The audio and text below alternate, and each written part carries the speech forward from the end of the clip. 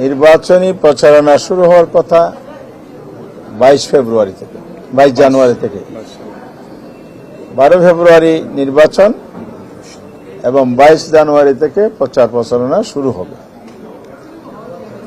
তাহলে এখন সেই প্রচার প্রচারণা হওয়ার কথা নয়, কিন্তু বেশ কিছু এলাকায় প্রার্থীরা বিশেষ কিছু দলের প্রার্থী অবাধে চালিয়ে যাচ্ছে নির্বাচনী প্রচার প্রচারণা।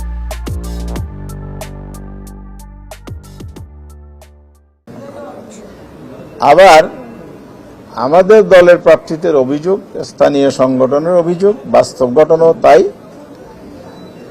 নির্বাচনী প্রচারণা করছেন না, দলীয় সভা সমাবেশ করছেন, এটা নির্বাচনে আইনে বাধা নয়।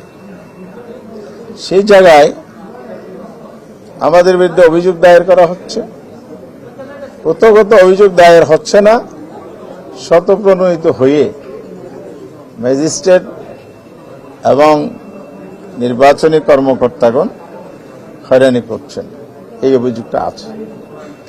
আমরা অভিযোগ দায়ের করেছি, কাগজের স্তূপ পড়ে আছে, কোনো অ্যাকশন নেই। তাহলে এখানে নির্বাচনী সমতা রক্ষা করা হচ্ছে না।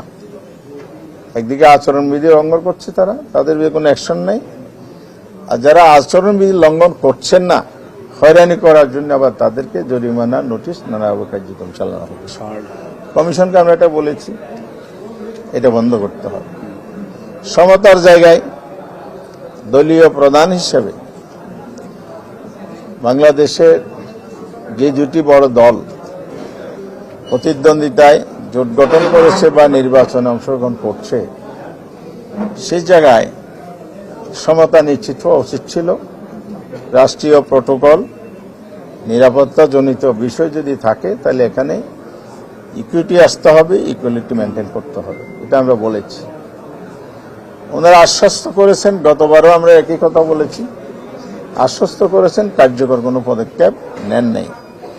আজকেও শুনেছেন, আশ্বাস দিয়েছেন। আমরা আশাবাদী হতে চাই ইমিডিয়েট এটা কার্যকর করা হোক। এটা নিয়ে বিনিয়ে যদি ওনারা আমাদেরকে ছেলে হাতে মোয়া তুলে দেওয়ার মতো টাইমকেফন করেন, তাহলে আমরা মনে করি নির্বাচনী পরিবেশ এখানে ব্যাহত হবে। এটা আমরা সিরিয়াসলি বলেছি।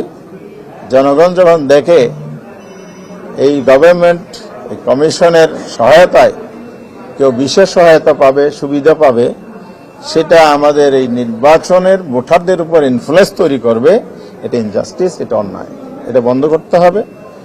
আপনি নিরাপত্তা দেন, সবাইকে দেন। আমরা চাই সব দলের প্রধান এবং যারা দলের পক্ষ থেকে নিরাপত্তা পাওয়ার জন্য উদ্বেগ প্রকাশ করে নিরাপত্তা চেয়েছে, সবাইকে এটা এনশিওর করতে হবে। আপনি কাউকে দিবেন না, তবে লেভেল প্লেইং ফিল্ড হবে না, নির্বাচনও সুষ্ঠু হবে না।